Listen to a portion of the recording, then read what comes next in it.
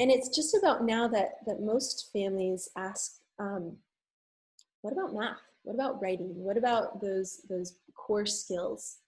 And you know, as much as we can, we try to really fold them into our exploration projects. You know, project-based learning becomes the engine for those just-in-time skills. And as collaborators, we're always trying to find those things. But you know, we discovered that especially during expression, sometimes to shoehorn in some academics into a project makes that project not the kids' project at all. And so we found that it is important to have some skill building times that are kind of separate. And we've made those skill building times for mathematics and for writing. And so we love math at Brightworks. We think that math should be about, it should be highly collaborative and highly visual. And it shouldn't be about memorization, but rather making meaning and finding meaning from patterns. Sometimes we do math for math's sake.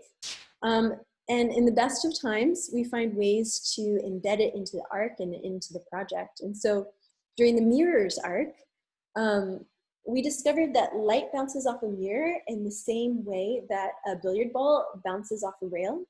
And so we found the only pool hall in all of San Francisco that allowed for underage students.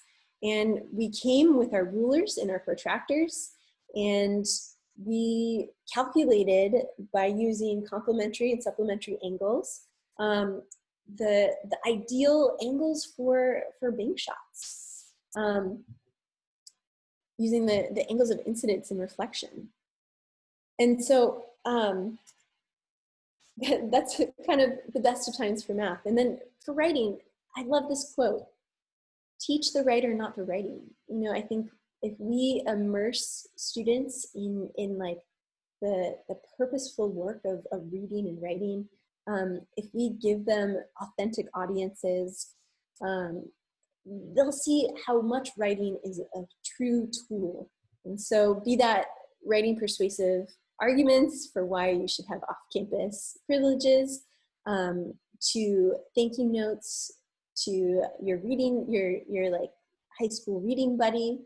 You know, writing is a practice. And something I loved when I was introduced to Lucy Calkins was the idea that writers need a time and place every day to come to return to do the practice of writing and studying other writers. And so we have a daily practice of writing. And another one of those authentic audiences is National Novel Writing Month. This is a school tradition brought to us by our very own novelist, Justine. And it's a month in which we prepare for every fall, you know, learning, like reading fiction and figuring out what makes good fiction. And then in the month of November, students put away their inner editor and just write. They write and write and write up to a word count. And then after November, they refine and edit. And at the end, they have a novel that we get bound professionally, that they can share with their family and friends. And I think there's something about having your work in your hands, bound, shareable, that makes that work so much more authentic and real. And so, you know, through these past 9 years, we've gone on so many adventures, through arcs from you know, coin to cloth to map to salt to song. We've seen the world through so many lenses. And one of the beauties of these arcs that rotate every year is that as collaborators, we can never recycle curriculum. We can never use curriculum from one year to another, which means that we have to always be co-creating and co-learning with our kids. And though we can't recycle the same curriculum, we do get to recycle the same structures and get to practice what it means to really listen to our students, to make epic goals and projects, and how to really like pivot innovate and change on a dime.